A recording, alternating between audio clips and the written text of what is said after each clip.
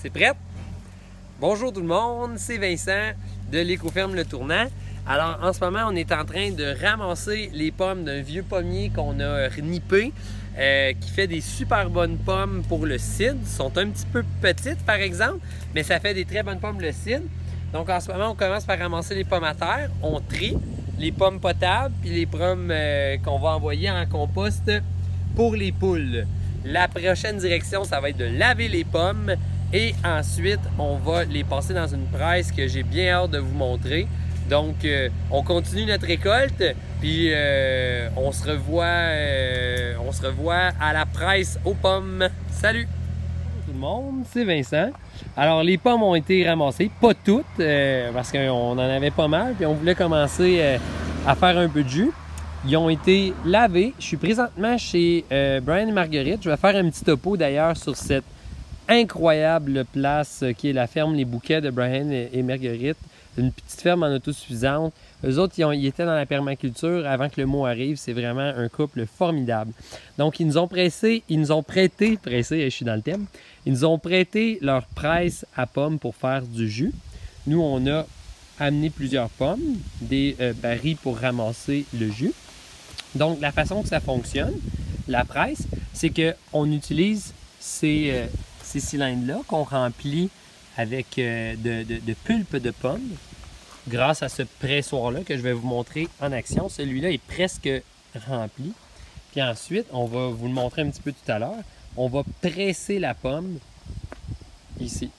Notez que c'est graissé à l'huile végétale. Ça change moins le goût qu'avec de la vieille huile parce que ça peut tomber dans la pomme. Donc, la machine à pommes de Brian, elle est en inclinaison. On voit que le jus commence déjà un petit peu à couler, mais c'est vraiment quand on va presser qu'il va y avoir la grande différence au niveau du jus. C'est Brian qui a trouvé des plans, je ne sais pas comment, sur Internet, puis qui a fait faire ça. Donc, tout a été fait à peu près avec des choses réutilisées. On a un moteur ici qui est électrique. Ici, on a l'installation pour presser, pour déchiqueter les pommes. Puis ici, on a un petit on qu'on va ouvrir. Le moteur se met en marche. Et là, je vais essayer d'une main. Ce sera pas facile. On lève ça. On va mettre... Moi, mon problème avec mes pommes, c'est que je dois mettre 2 pommes à la fois seulement. Puis mes pommes sont très... Ça fait de l'excellent cidre, mais ils sont très difficiles, très durs. Donc, je presse ça comme ça. Je mets d'autres pommes, puis je les presse comme ça, puis on doit y aller avec 2 pommes à la fois dans la déchiqueteuse, puis on finit de presser ça. On a ici un bac qui est presque rempli et on va se revoir au moment de presser tout ce beau jus-là. Regardez le beau Jean-François qui est sur la presse en ce moment, mais pendant que j'étais en train de vous parler de... On est dans le temps des pommes, puis on fait le cidre et tout. Regardez ici ces superbes pommes transparente. Il y a plein de pommes ici. On est chez Marguerite et Brian de la ferme au Bouquet. Et ces pommiers-là, regardez le tronc de ces pommiers-là. Donc aujourd'hui, on plante du nain ou du semi-nain. Ça, c'était vraiment des pommiers arbres qui font un splendide arbre et qui donnent énormément de pommes. En fait, ces pommiers-là, ils ont presque 100 ans. Ils viennent d'une subvention à l'époque que le ministère de l'Agriculture, ce qu'il faisait, c'est qu'il donnait des pommiers traditionnels de diverses sortes. Il donnait ça aux agriculteurs pour que chaque agriculteur puisse avoir des pommiers. Donc ici, moi, chez nous, j'ai mis beaucoup d'amour dans mes pommiers, puis ils ne grossissent pas nécessairement. Puis j'ai parlé à Marguerite. Puis Marguerite, eux, ils ont des chèvres. Je ne sais pas si on les voit au loin là-bas. Puis, dans le fond, elle a amendé ses pommiers. Puis, Marguerite, c'est une femme incroyable. Puis, c'est une de mes maîtres à penser. Puis, elle disait, tes arbres, il faut que tu les nourrisses. Tes plantes, il faut que tu les nourrisses. Donc, mais pour elle, nourrir des pommiers, ça veut dire peut-être une fois aux 5 ans, donner une bonne couche de fumier. Alors, regardez-moi ces beaux pommiers-là. C'est incroyable. La diversité de pommiers. Il y a certains pommiers qui n'ont pas 100 ans, là, qui ne viennent pas de cette subvention-là. Mais c'est ça. Donc, c'était une petite pause. Et bientôt, je veux faire un petit topo justement sur cette ferme-là qui m'a grandement inspiré. Mais on retourne à la presse parce que là, on va être au moment de presser le jus et c'est tellement beau quand que ça sort. C'est le résultat de tout ce dur labeur, mais tellement gratifiant. Et on a ici Brian, qui est le propriétaire avec Marguerite. Allô Brian! Un chanteur de blues à part de ça. On peut vraiment dire qu'il nous chante la pomme. Bon, salut! Ça filme? Ça filme.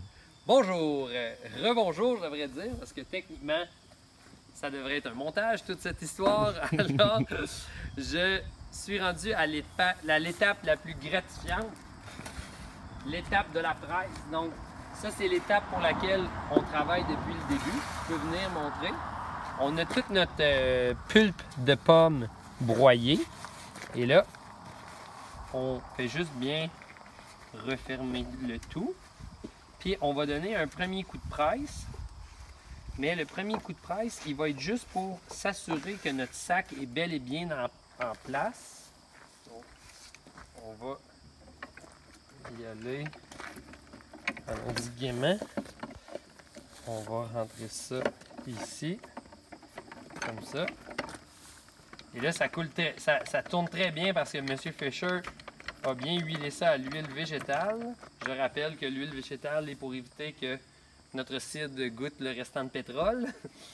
Et là, on commence là, à sentir une pression. Ça devrait couler un peu, mais pas beaucoup. Et là, on réouvre juste pour s'assurer que notre pliage a bien fait parce qu'on veut pas que ça commence à pogner dans la pâte, là, le bois pogne dans la pâte. Là, on relève. Le temps presse. Et on va regarder de quoi ça a l'air. Donc, comme on peut voir, notre pliage fonctionne.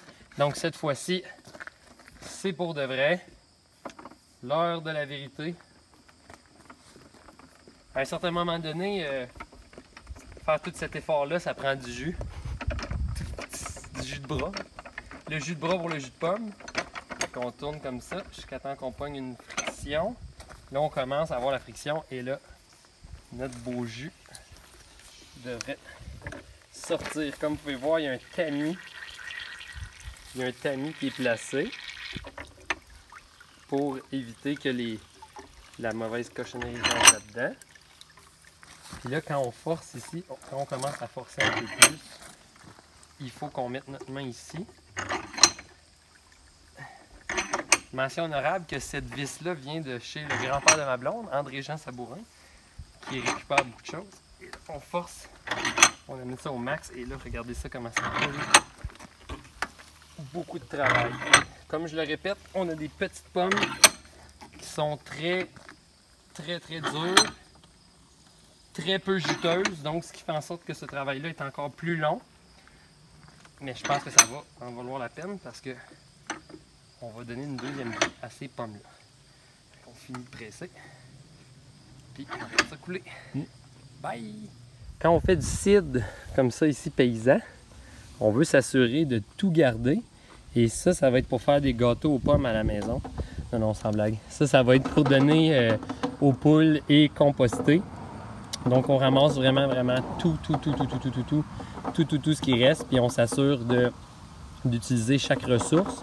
Donc je dis souvent dans mon type de jardinage, d'agriculture, de homesteading, que les déchets des uns sont les gâteaux des autres. Hein? Fait que ce beau tas de restants de pommes-là, si mes poules ne le mangent pas, à terme, je vais le laisser dehors avec un peu de paillis et tout. Il devrait très bien composter et donner du beau compost que je vais redonner ensuite à mes arbres. Donc rien ne se perd, rien ne se crée, tout se composte. On entend le gros tracteur de Brian en arrière. On va utiliser les battements des soupapes comme un roulement de tambour parce qu'on a à vider notre délicieux nectar. Et ça, c'est vraiment, là, si l'étape de presser, c'est assez jouissif là, de forcer sur la presse et de constater qu'est-ce qui sort, l'étape de vider ça dans le pot, là, il y a vraiment comme un sentiment d'abondance qui vient avec ça.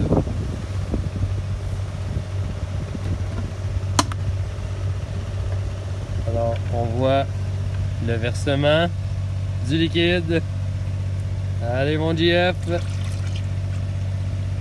Et voilà.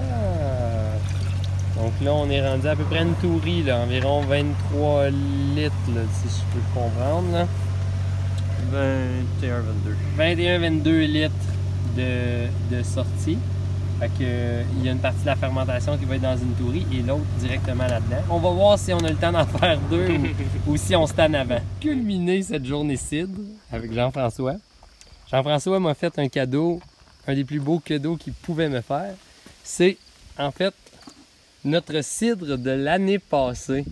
Donc, qui a gardé sagement dans un garde-robe ou je sais pas trop quoi. Donc, on ouvre ça, puis ça va vous donner une idée d'une fois terminé. Le cidre, il a l'air de quoi? Et l'année passée, j'ai fait ça un peu en cabochon. Une chance que Jean-François a bien aidé à embouteiller et tout. Mais cette année, on va faire un procédé un petit peu plus intéressant. Donc, ça devrait être encore plus clair. Mais on va regarder ça a l'air de quoi. Ouvre-moi ça, mon beau Jean-François. Là, je sais pas s'il va être très pétillant. On va... Ça devrait pas. Oh! C'est correct, c'est correct. C'est correct, c'est correct, c'est correct. Ah non, il est très clair. Il est quand même très clair. Très beau.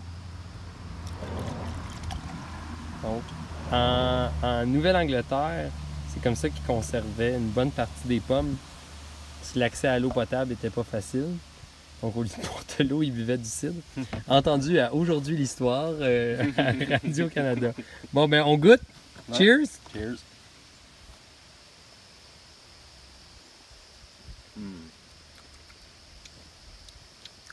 Il est vraiment bon. Oui. Oh, il est vraiment bon. Ouais. Ça vaut la peine, ça vaut la peine. On continue dans notre ouvrage. Il est 6h35, comme en témoigne mon cadran. Je suis en train de me faire un petit ragoût de chanterelle. On n'a pas encore fini avec les pommes. On a commencé à 8h30 ce matin. Et là, l'avantage, c'est qu'on se relaye pour les pommes. C'est ma pause souper. À 8h30, techniquement, on devrait avoir fini. Donc, on aurait un 12 heures de travail où est-ce qu'il va y avoir eu du travail presque non-stop d'au moins un des deux. Sinon des deux. J'ai hâte. J'ai vraiment hâte que ça soit terminé. Puis je regarde ça, puis j'ai faim. Puis j'ai hâte de manger ça. Puis quand ça va être prêt, j'y retourne. On va pique-niquer, puis on va continuer après. C'est en train de se faire espionner. Là. Moi, Luc, notre jus de pomme, celle-là. Approche-toi pas d'ici. Approche-toi pas d'ici. Non, mais c'est-tu beau, un beau plat quand même. Hein? Regardez le coup. Incroyable! Mais touche pas à notre jus de pomme pareil parce qu'on a travaillé fort, mais on a quasiment fini! On a quasiment fini! Voici le jus ou le fruit. Le jus du fruit de notre dur labeur. Donc ici, l'autre, on la voit pas exactement, mais il est rempli à la même hauteur. Dans une des cuves, on va juste laisser les levures qui étaient présentes sur la peau des pommes pour fermenter. Et Jean-François, pour l'autre cuve, il va utiliser une levure qu'il a achetée. Donc 4 piastres de levure, ça va avoir été le coût. On va donner quelques bouteilles à Brian aussi. Et Marguerite qui nous ont prêté la superbe machine. Et en tout, avec ces deux cuves-là, on devrait être capable de sortir presque 80 bouteilles de 500 ml de cidre paysan. Une chose que je tiens à mentionner, si vous vous lancez là-dedans, faites juste, c'est facile, mais faites juste demander conseil. Si vous ne l'avez jamais fait, essayez de le faire avec quelqu'un parce qu'il y a des petites subtilités. Comme ici, on va faire un trou, on va mettre un barboteur. Le barboteur, il faut qu'il y ait de l'eau pour que le CO2 monte, mais que l'air ne vienne pas corrompre le liquide. Donc, il y a quand même des choses à savoir, puis je veux pas que personne s'empoisonne. Mais je voulais juste que cette vidéo-là vous donne le goût de commencer vous aussi à en faire. C'est vraiment plus facile qu'on pense. Puis entourez-vous, puis enjoy. Alors, salut tout le monde! Salut Jean-François! Salut Ryan! Salut Vincent! Bye!